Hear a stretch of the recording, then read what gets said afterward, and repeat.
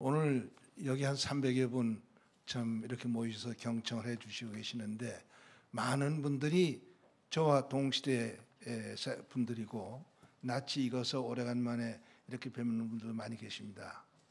그런데 사실은 이런 자리에는 좀 아까 송 교수가 말한 것처럼 젊은 사람들이 적어도 절반 내지 3분의 2가 돼야 온고이 지신으로 이 어떤 여기서 우리가 하는 얘기가 공론화돼 가지고 어떤 이 효력을 발생할 수 있을 텐데 또 이 노인네들끼리만 모인 잔치가 되었습니다. 아까 우리 사회를 맡아주신 김용삼 미래한국 편집장이 이 얼마 전에 아주 저를 모골이 송연함을 느끼게 한 글을 쓴 일이 있습니다. 요새 노인네들이 도대체 떼지어다 다니면서 뭘 하느냐 했는데 내일 또 김용삼 씨가 또 그런 유사한 글을 쓰는 것이 아닌가 이런 사실은 겁이 덜컥 나는 그런 어떤 그 느낌을 느낍니다. 오늘 이제 이 세미나가 굉장히 시기적으로 의미 있는 그런 시기를 택해서 이루어졌고 또 의미 있는 주제를 가지고 여러분과 이제 저희가 참 옛날을 회상하고 복기를 하는 자리를 갖습니다. 사실은 복기를 해가지고 이것이 참 다른 사람들도 그 복기의 내용을 공유하는 그런 어떤 상황이 벌어져야 될 텐데 이건 참 안타까운 현상이긴 하지만은 그러나 저들끼리 모여서 복기하는 가운데 과거에 있었던 일 가운데 우리가 궁금하게 생각했던 일 한두 가지를 좀 이 궁금증을 덜어주는 그런 어떤 그 기회로 삼는 것이 뜻이 있지 않을까 하는 생각에서 제가 이 글을 사실 발제에 글을 썼습니다. 왜 뭘 말씀드리냐 하면은 지금 이제 강 장관께서도 말씀을 많이 하셨고 송 교수도 말씀을 많이 했지만은 이 그동안의 남북 관계 흐름은 우리가 많이 대개 공유하고 있습니다. 우리가 다 체험 세대니까 지금 젊은이들처럼 어떤 이 전해 듣는 전문 세대가 아니라 우리가 다 체험한 세대이기 때문에 대개 알고 있어요. 근데 알고 있는 가운데서 우리가 뭘 복귀해야 되느냐 하는 건 저는 이렇게 생각을 합니다. 제가 이제 여러분과 이 생각을 나눌 주제가 7사 남북 공동성명입니다. 근데 7사 남북 공동성명을 생각하려면은 이 7사 남북 공동성명이 왜 이 성립이 되느냐 하는 것을 의문을 가지고 생각하지 않을 수 없고 그런 뜻에서는 7사 남북 공동성명의 역사적 배경이 뭐냐 하는 것을 사실 염두에 두고 이 문제를 생각해야 된다고 생각합니다. 우리 남북 관계가 지금 73년에 이르고 있죠. 1945년에 해방과 더불어 분단되고 나서 73년의 세월이 흘렀습니다마는 그동안의 남북 관계는 두 가지의 어떤 이 상반된 남북의 통일 정책이 충돌을 일으키는 시간이었습니다. 그러면 충돌을 일으킨 남북의 통일 정책은 뭐냐? 다른 분들도 이런 관점에서 이 문제를 봤는지는 제가 좀 확실치가 않지만은 제가 그동안에 전탁한 바로는 대한민국의 통일 정책은 수복 통일론입니다. 수복 통일론이라는 게 뭐냐? 그건 분단을 우리가 어떻게 보느냐 하는 문제인데 분단은 그렇게 됐죠. 1940 우리가 건국과 분단 간의 여러 가지 복잡한 얘기는 오늘 시간이 없어서 제가 말씀을 못 드리겠습니다만은 우리가 존경에 맞지 않는 독립지사들의 독립운동의 결과로 우리의 독립이 이루어진 게 아닙니다. 우리의 독립은 우리와는 상관없이 유엔이 1947년에 개입을 해가지고 물론 그 유엔의 뒤에서는 미국이 작용을 했지만은 유엔이 1947년 11월 14일 유엔 총회 결의 112-2호를 채택해가지고 거기에서 그 유엔 감시하에 남북한 토착 인구 비례에 입각해서 자유 비밀 총선거를 해가지고 통일국 정부를 수립해라, 독립 정부를 수립해라 하는 결의를 했고 그 결의를 이해하는 과정에서 북한 쪽의 공산주의자들이 이를 거부했기 때문에 이 어떤 그루터기에 걸렸지만은 1948년 2월에 파리에서 열렸던 그 소위 그 소총회에서 그러면은 우선 그러한 선거가 가능한 지역에서 선거를 해가지고 정부를 수립해라 해가지고 50이 재헌국회 선거가 됐고 그 재헌국회 선거 결과로 1948년 8월 15일 날 대한민국 정부가 수립됨으로 해서 대한민국이 독립을 획득한 겁니다.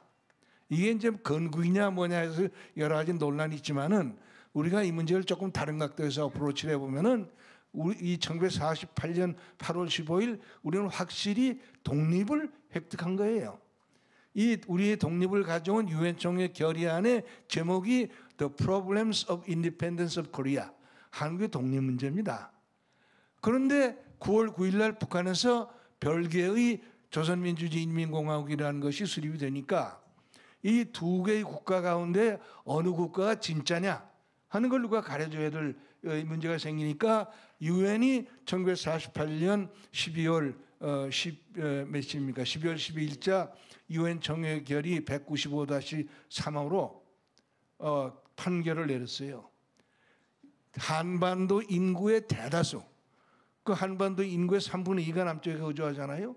3분의 2면 대다수죠.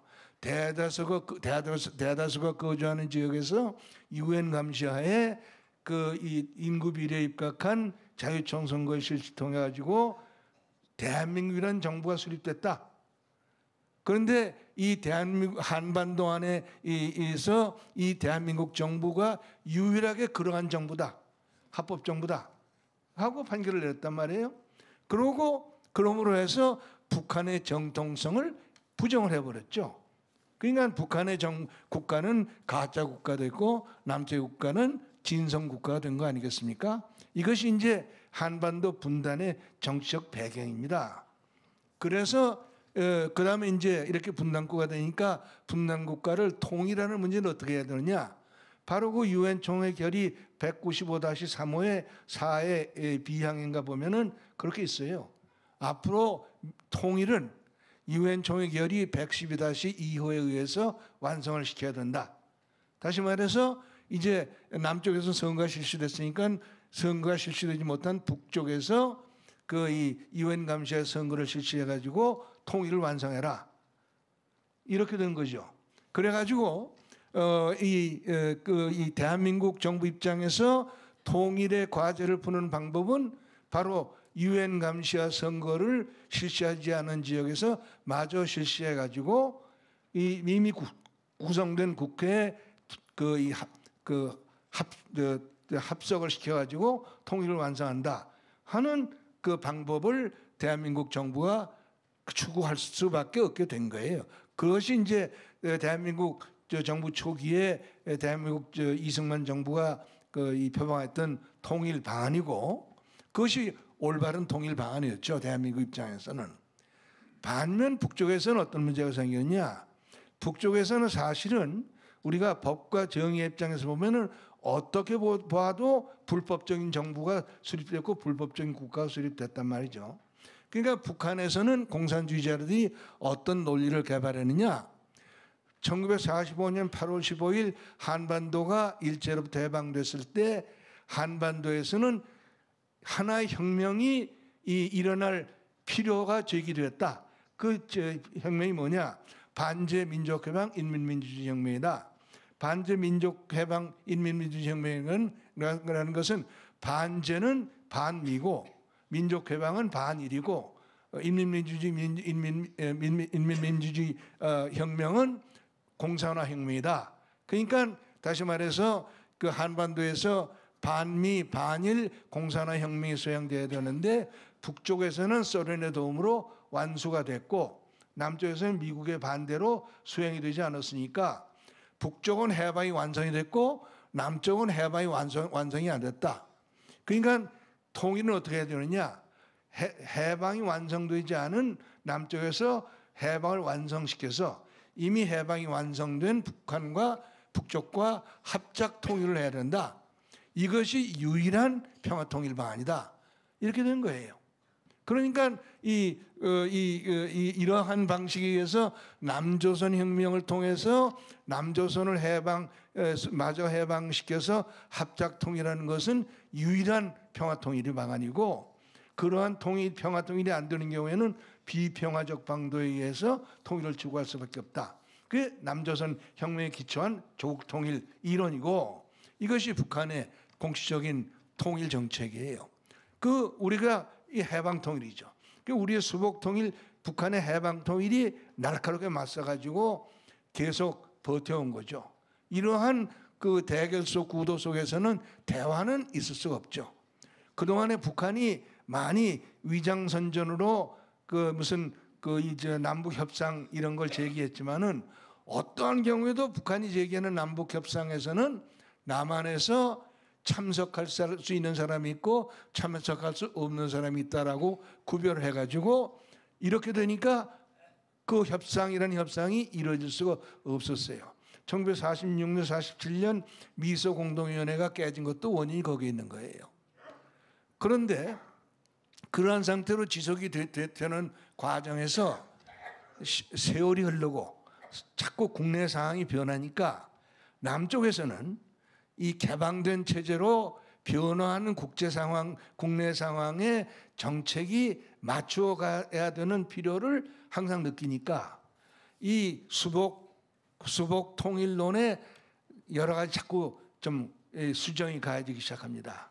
그러니까 1960년 4.19 혁명으로 민주당 정부가 들어서면서부터 과거에 대한민국 정부가 추진하던 이 유엔 감시와 통일 방안의 변화가 생기죠. 말하자면 그 전에 대한민국의 통일 방안은 유엔 감시하에 북한에서의 선거였는데, 민주당 정부는 유엔 감시하에 남북한 종선거로 좀 바뀌고, 그 상태가 다시 5.16 혁명을 통해 가지고 이제 군사 정권에 의해서도 그대로 승계가 돼 가지고 이제 민주공화당 정부에서도 그걸 승계하죠. 그동안에 어떤 문제가 생겼느냐? 남북한 간의 경제가 남쪽이 북쪽에 비해서 훨씬 떨어지는 상황이 이제 전개되니까, 그 상황 속에서 혁명을 일으켜서 정권을 장악한 박정희 대통령 정부가 안 되겠다. 경제를 먼저 건설하고 나서 통일 문제를 논해야 된다. 선건설 후 통일. 그 다음에 싸움에서 건설하자. 이래가지고 이 남북 통일 논의를 금기시하잖아요. 금기시해가지고 완전히 여기에 대한 공론을 완전히 찍어 누르고, 그리고 경제 건설로 일로 매진하죠.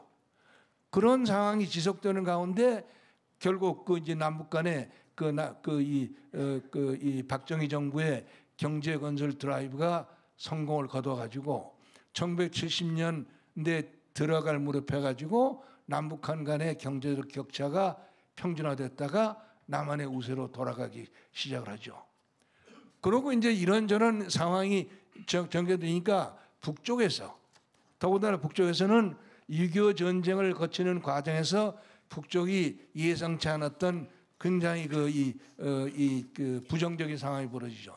뭐냐면은 북한이 통일전선 전략에 입각해서 이 남조선 혁명을 추진하는데, 이 통일전선 전략이라는 것이 남한의 남한 이 사회를 이분원적으로 나눠가지고 정부에 가까운 세력은 고립시키고, 그 다음에 정부의 이 밖에 있는 세력을 소위 주변 세력을 하고 제휴 연합해 가지고 이 소위 핵심 세력을 고립화시킨다. 포위 고립화시킨다. 이게 통일전선 전략인데, 이게 잘 안 되죠. 왜 안 되느냐면은 북한이 일으킨 6.25 전쟁 때문에 남한에는 여러 가지 무장이 등장했어요. 한미 군사동맹이 등장했고, 그런 철갑옷이 등장했고, 그 다음에 국가보안법, 반공법, 기타 국민 의식상에서도 공산주의에 대해서는 적극적으로 반대하는 여론 구조가 생기고, 이렇게 되니까 오히려 6.25 전쟁으로 말미암아서 북한의 통일전선 전략에, 아주 남조선 혁명 전략에 큰 차질이 생기니까 그 60년대에서 70년대 돌아오는 과정에 남북한 공히 정책 조정의 어떤 시기가 오죠. 남쪽에서는 이제 첫째로는 이 경제적인 우세를 토대로 해서 좀 더 적극적으로 과거에 그 박정희 정부가 추구했던 말하자면은 통일 부정적이고 그 통일 논의를 금기시하는 정책에서 벗어나 가지고 보다 적극적으로 북한에 대처해야 되겠다는 필요성이 제기됐고, 여기에 발맞춰서 그 경제력 격차의 역전을 통해 가지고 이것을 추진하기 위한 어떤 배후의 힘이 생겼는데, 또 공교롭게도 그 소위 세계적 데이탕트와 그 월남전의 양상 때문에 미국의 영향력에 상당히 좀 그 이 제약 그 이 현상이 생겨가지고 미국이 아시아로부터 떠나는 것이 아니냐 하는 그 우려가 생기니까 여기에도 적극적으로 대처해야 할 필요가 생기고, 그러니까 뭔가 여기에 대한 정책적 수단이 필요하다 하는 차원이 생겼고, 북한에서는 그 이 소위 통일전선 전략에 입각해서 남조선 혁명을 주장하다 보니까 통일조선 전략이 자꾸 벽에 부닥치는데, 그 원인이 뭐냐? 그 북한이 제공한 것이긴 하지만은 남한의 반공체제가 역으로 강화되어 있다. 그러니까 이것을 말하자면은 우회 공격하기 위해서 이 사람들이 통일전선 전략을 두 개로 나눠서 추진하기 시작합니다. 상층, 하층 통일전선. 그래서 그동안 전통적으로 추진하던 통일전선은 하층 통일전선이 되고, 상층 통일전선 전선에 입각해서 과거에는 남한의 주류 세력하고는 대화와 접촉을 거부했던 것을 이번에는 남한의 정부를 비롯해서 정권 세력하고 대화의 통로를 만들어 가지고 뭘 하느냐? 하층 통일전선으로 가기 위해서 필요한 조건과 여건을 성숙시키는 공작을 한다 하는 차원의 남북 대화를 생각하게 된 거죠. 그게 이제 1970년대 초에 김일성의 그 시아노크 환영 군중대회 연설이라든가 이런 걸 등에서 나타나니까 남쪽에서도 이걸 이용해 보자 해서 그 이제 이 적십자 회담을 그 했는데, 여기에 이제 굉장히 중요한 문제가 등장합니다. 이 적십자 회담을 해 보니까 남이나 북이나 적십자 회담을 가지고는 그들이 이 남쪽과 북이 생각했던 정치적 목적을 달성하는데 좀 부족하다 하는 느낌을 느끼게 되니까, 그 문제를 공략하기 위해서 정치적 대화의 길을 뚫어보자 해서 7.4 남북 공동성명을 위한 남북 비밀 접촉이 이루어지고, 누굽니까 그 이후락 저쪽에 김영주를 두에 축으로 하는 남북 비밀 대화가 성립되죠. 이런 걸 통해 가지고 이제 1972년 7월 4일 7.4 남북 공동성명이 나옵니다. 이 과정에 저도 이제 참여를 했습니다. 참여했는데 참여하는 과정에서 생긴 굉장히 큰 퀘스천 마크가 있었어요. 왜냐하면 7.4 남북 공동성명이 7개 항목으로 이루어져 있는데, 그 제1항에 자주 평화 민족 단결이라는 북한의 그 소위 조국 통일 3대 원칙이 그 7.4 남북 공동성명에 들어가게 됩니다. 이 7.4 남북 공동성명 문안을 협의하는 과정에서 당시 이제 남북회담 사무국에 전략반이 있었어요. 정부 각 부처에서 파견 나온 사람들이 여러 가지 그 남북 간에 이루어지는 문제를 가지고 분석 평가해 가지고 가령 해야 될 것, 안 해야 될 것에 관해서 그 이제 대표단 또는 정부에 대해서 건의를 했는데, 이 전략반의 일치된 의견이 7.4 남북 공동성명에 조국 통일 3대 원칙이 들어가서는 안 된다 해서 이것은 들어가서는 안 된다는 건의를 당시 이우락 씨한테 했죠. 그런데 이우락 씨가 굉장히 7.4 남북 공동성명 그 성립을 아주 다그치고 서두르더라고요. 그래가지고 이제 우리 생각에는 굉장히 그 이제 시기상조로 7월 4일 날 7.4 남북 공동성명이 나왔고, 그 안에 조국 통일 3대 원칙이 들어갔단 말이에요. 표면적으로는, 대외적으로는 이 3대 원칙, 조국 통일 3대 원칙이 7사 남북 공동성명에 들어간 것은 북쪽이 주장한 것을 남쪽에서 수동적으로 수용한 것이다. 이렇게 그동안 널리 알려져 있었어요. 그런데 제가 뭐 이 글을 쓰기 전서부터 그런 의문이 있기 때문에 그 내용을 좀 여러 가지로 깊이 있게 연구를 해봤습니다만은, 제가 당시에 그 평양에 있었던 그 이 대화록과 여러 가지를 종합적으로 검토해 보면은 뜻밖에도 이 조국 통일 3대 원칙이 7사 남북 공동성명에 들어가는 것을 내 적극적인 문호를 튼 사람은 북쪽이 아니라 이우락 부장이었단 말이에요. 왜 그러느냐 하는 것이 이제 저한테 생긴 의혹, 그 퀘스천 마크였어요. 그런데 그 뒤에 문제를 좀 더 깊이 생각을 해보니까 그 이유가 그렇구나 하는 것을 제가 발견하게 됐어요.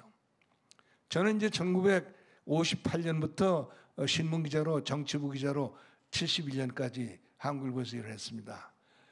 그동안에 그 당시에 정치적 흐름이나 또 그 정치적 흐름에서 굉장히 중요한 역할을 감당하고 있던 이우락 씨의 여러 가지 행적에 대해서 저 나름대로 많이 기억하는 게 있습니다. 이것과 그 7사 남북 공동성명 그 성립 과정을 비교하면서 그 뒤에 전개된 이 정치적 변혁을 꽤 맞춰 보니까 하나의 그 대답이 나옵니다. 이우락 씨의 하나 거의 개인적인 정치적 구상을 가지고 유신 개헌을 추진하기 시작합니다. 1971년 말, 72년 초부터 이 유신 개헌을 추진하는데, 그 유신 개헌을 추진하는데 명분이 없어요. 명분이. 그러니까 이우락 씨가 그 유신 개헌의 명분을 남북 대화에서 어떤 성과를 생산하고 그 성과를 토대로 해서 통일과 관련해서 유신 개헌을 수행하려고 하는 어떤 선택을 합니다. 이런 선택을 해서 이우락 씨가 아주 굉장히 급하게 추진했던 것이 남북 공동성명이었고, 그 남북 공동성명을 성사시키기 위해서 오히려 이우락 씨가 그 북한이 추구해온 이 조국 통일 3대 원칙을 오히려 역설적으로 능동적으로 받아들여서 7사 남북 공동성명에 반영시키는 이런 일을 진행시켰다 하는 것을 그런 판단을 제가 갖게 됐습니다. 그래서 이제 7사 남북 공동성명이 성사가 됐죠. 7사 남북 공동성명이 당초에 가령 이 남북 대화, 그 남북 관계에 있어서 하나의 그 게임 체인저 역할을 감당하는 어떤 하나의 그 사건이었는데, 그 사건이 제대로 구실을 하려고 했다면은, 할 수 있었다면은 당연히 7사 남북 공동성명 이전의 남북 관계, 대결의 관계였다면은 대화도 없는 대결의 관계였다면은 7사 남북 공동성명 이후의 남북 관계는 대화를 통한 해결의 시기로 남북 관계가 변모를 했어야 됩니다. 그런데 그렇게 되지 못하고 7사 남북 공동성명을 하나 분기점으로 해서 남북 관계는 대화 없는 대결의 시대에서 대화 있는 시대의 대결로 옮겨가는데 그쳐버렸단 말이죠. 왜 그쳤느냐? 여기 이제 흥미로운 일이 있습니다. 1971년 12월에 북한도 헌법 개정을 합니다. 그 헌법 개정을 하면서 헌법 이름에다 사회주의를 붙여서 사회주의 헌법을 개정하고, 그 내용을 보면은 뭐 그렇게 큰 변화가 있었던 것 같지 않은데, 가장 중요한 변화가 김일성의 호칭을 국가주석으로 바꿨고, 과거엔 수상이죠.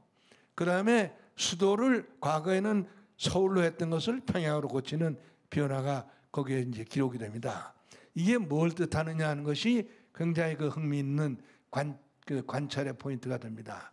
제가 보기에는 71년에서 72년으로 넘어가는 시점에서는 북한이 남북 대화를 통일전선 차원에서 상층 통일전선의 그 어떤 그 개념으로 이걸 추구해 가지고 이것을 통해서 남한의 정부와의 대화를 통해서 하청 통일 전선으로 가는데 방해가 되는 조건과 환경을 고칠 수 있다라는데 상당한 자신감을 느꼈어요.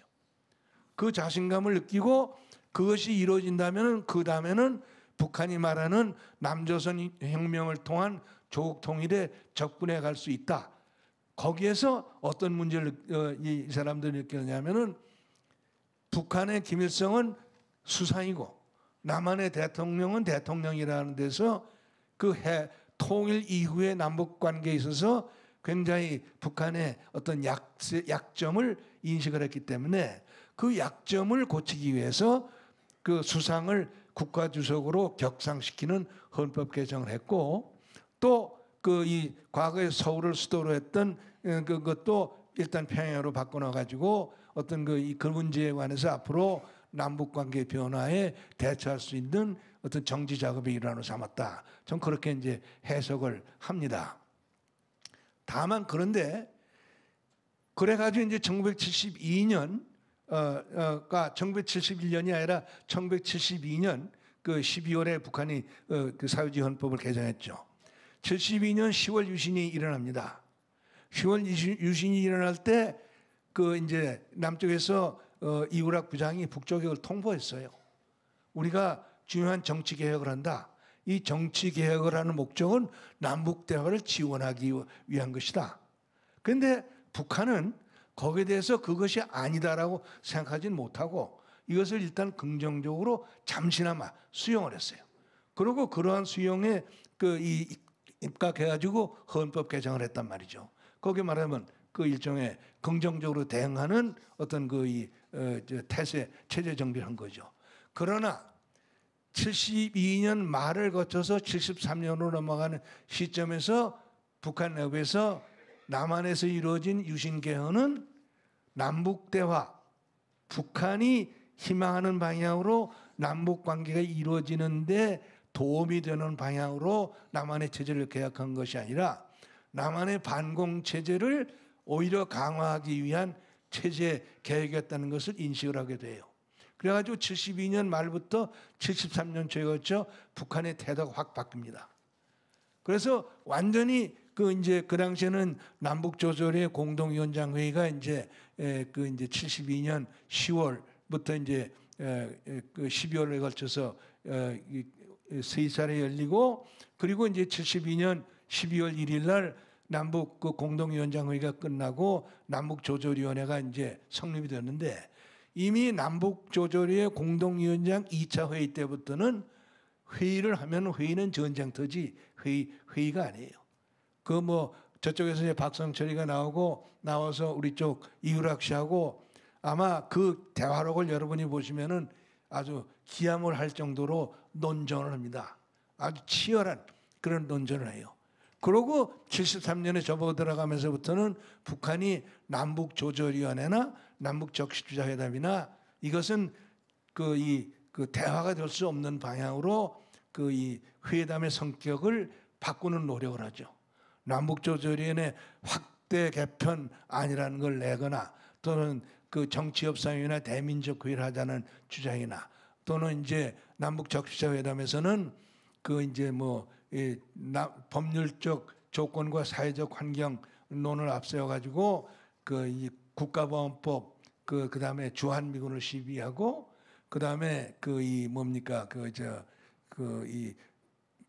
시민사업 적십자 요회 해설위원을 상호 파견하자 그러더니 나중에 적십자 회담을 또 다른 성격의 회담으로 바꾸자는 주장도 하고 이래가지고 이제 남북 대화는 그 정반대되는 방향으로 이제 소위 서로 헤어지기 위한 절차로 넘어가 가지고 그러는 도중에 73년 8월에 김대중 씨 납치 사건이 터지니까 8월 28일 날 김영주 성명을 발표해서 남북 대화를 양쪽을 다 깨버리죠. 그 다음에 이제 남북 관계는 여러분이 아시는 것처럼 그 뒤에도 부침을 계속해 오고 있죠. 여러 가지 다른 형태의 회담이 붙었다 떨어졌다를 계속하고 해왔습니다만은 어떠한 회담이 열리기만 하면은 조국 통일 3대 원칙이 전면에 나와가지고 이 문제에 관해서 이 북한이 주장하는 그 해석 내용을 가지고 그 회담의 어떤 그 진행을 거부해가지고 어떤 회담도 일정 단계 이상으로는 나가지 못하고 중단되고 하는 그런 어떤 그 현상이 반복돼서 사실상 오늘에 이르고 있는 것이죠. 그래서 그것은 뭘 말하느냐?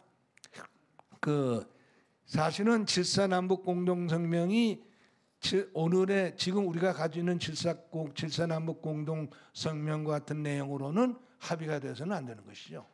7.4남북 공동성명 1항에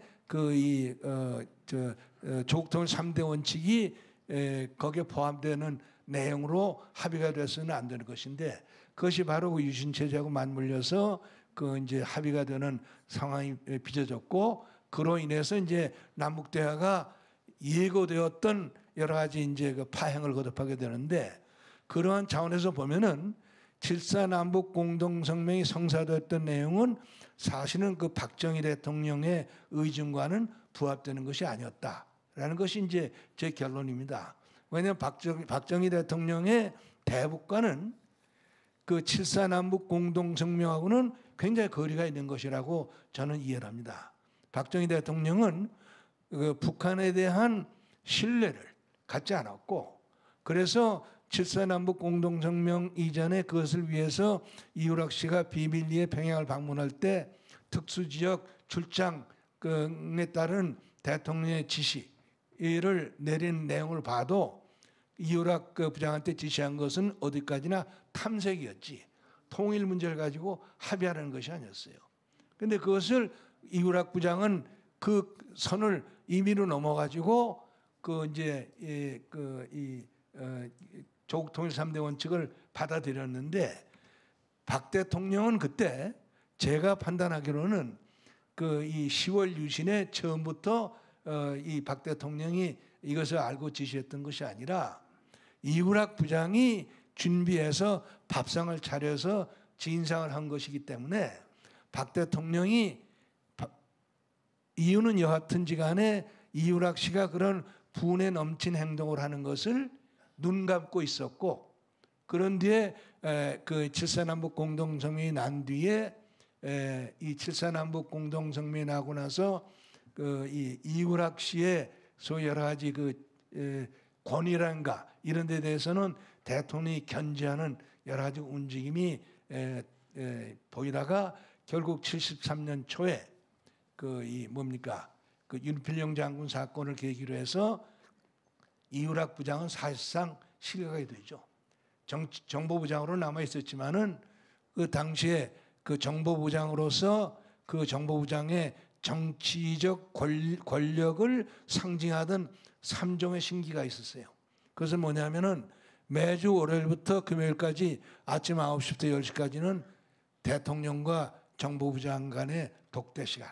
뭐 대통령한테 특별한 다른 사정이 있으면은 변경이 있었지만은 그다음에 항상 언제든지 정보부장이 필요하다고 생각하면은 대통령과 전화 통화가 이루어지고 또 필요하다고 생각하면은 언제든지 긴급한 대통령과의 대통령의 접견이 이루어지고 하는 것이 일종의 3종의 신기고 이 3종의 신기를 바탕으로 해서 이우락 부장의 정치적 위상이 굉장히 그렇게 높아졌던 것인데 윤필용 장군 사건을 계기로 해서 그 3종의 신기가 회수되어 버립니다. 그래서 그해 8월 달 8.28 이후에 이우락 부장이 신직 부수부장에 의해서 12월 달에 대체될 때까지 이우락 부장은 사실은 이 정보부장이었지만은 시위 소찬의 그런 입장이었죠. 이제 그런 상황이 돼가지고 이제 7.4남북 공동성명이 그러한 형태로 태어났고 그 7.4남북 공동성명이 그 이후 남북 대화의 운명을 결정하는 그런 어떤 결정적 사건이 됐습니다. 그 뒤에 이 조국 통일 3대 원칙을 가지고 북한이 말하자면 요술방망이처럼 흔들어 가지고 남북 대화의 진전을 가로막았던 것이죠. 사실은 그 이제 7사 남북 공동성명에 나온 조국 통일 3대 원칙에 대해서는 우리가 적극적으로 북한의 통일전선 전략이니까 적극적으로 대응을 했어야 돼요. 그런데 그 7사 남북 공동성명에 그것이 명시가 됐기 때문에 남쪽의 역대 정부가 그렇게 하지를 못했어요. 그 이 조국 통일 3대 원칙에 대해서 적극적으로 대처하지 못하고 공세적으로 대처하지 못하고 항상 회피적으로 수세적으로 대처하는 가운데 남북 관계 항상 그 이제 이 남쪽의 위치가 항상 수세적으로 이렇게 돼 가지고 그렇게 되어 왔는데 그것이 이제 그 2000년 김대중 정권의 등장으로 남쪽의 좌파 정권이 등장하기 시작하면서부터 변화가 생기죠. 남쪽 정권이 좌파 정권이 북쪽이 추구하는 상층 통일 전선에 호응해 주는 결과가 됐단 말이죠. 남쪽의 정권이 북쪽과의 남북 대화를 통해서 북쪽이 희망하고 요구하는 남쪽의 여러 가지 법률적 조건과 사회적 환경을 북쪽이 원하는 대로 고쳐주는 상황이 전개가 되기 시작해가지고 북한이 추구하는 남조선 혁명에 의한 조국 통일 이론에 의한 대남 정책의 진전이 이루어지기 시작한단 말이죠. 이것이 이제 아까 강장관님도 걱정하시고 그 송 교수 걱정한 그 이 오늘날 남북 관계 상황이고 대한민국의 상황이죠. 다만 김대중 정권과 김대중 정권 때는 김대중 정권이 김대중 대통령이라는 사람 자신이 사실은 어느 정도 보수 성향을 이 공존했던 그 사람이기 때문에 그 북한이 원하는 방향에서는 그렇게 충족시켜주는 그런 변화를 허용하지 않았는데 노무현 정권에 와가지고 아주 그것이 굉장히 진전을 이룩하고 심지어는 이제 그 노무현 대통령의 임기 마지막 해인 2007년 그 임기 만료를 불과 서너 달 앞둔 그 10월의 시점에서 14 소위 그 선언이라는 걸 만들어 가지고 앞으로 남북 관계에 있어서 대한민국이 짊어지지 않으려면은 굉장히 고통스럽게 감당해야 될 그런 어떤 그 내용의 합의를 북한에 허용하죠. 그리고 이제 작년에 이제 문재인 정부가 들어서서 문재인 정부는 제가 보기에는 완전히 그 7사 남북 공동성명의 그 1항의 조국 통일 3대 원칙을 수용하는 입장에서 지금 그 이제 남북 관계를 운영하고 있기 때문에 큰 문제가 생겼다. 저는 그렇게 생각을 합니다. 그런데 다만 여기에 이제 우리가 참 어떻게 대응해야 되느냐 하는 것은 아주 큰 난제 중에 난제지만은 저는 그렇게 장래에 대해서 비관적으로 생각하지는 않습니다. 왜냐하면 북한이 추구하는 대남 정책이 그 자체가 너무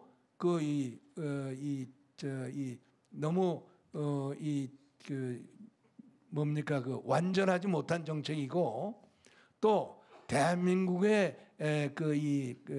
어떤 그 시민사회의 의식이 어떤 이러한 이 북한과 남쪽 정권이 제휴합작해서 남쪽 사회를 변질시키려고 하는 데 대해서 저항하지 않을 까닭이 없다고 저는 봅니다.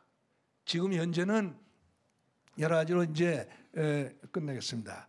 이 우려스러운 상황이 우리 눈앞에 전개되고 있지만은 아마 머지않은 시간 안에 여기에 대한 우리 시민사회의 그 반격이 있을 것이고 북한은 북한대로 무리수로 인해서 북한이 스스로 자기 발등을 자기 도끼로 찍는 그런 어떤 사태가 나오지 않을 수 없게 되어 있다고 보기 때문에 우리가 좀 어려움을 견디고 참아내면은 우리가 이 상황을 극복할 수 있는 시기를 맞이하게 될 것이다. 저는 그 희망을 가지고 상황을 보고 있다. 이런 점을 말씀드리는 것으로 저의 말씀을 끝내도록 합니다. 감사합니다. 네.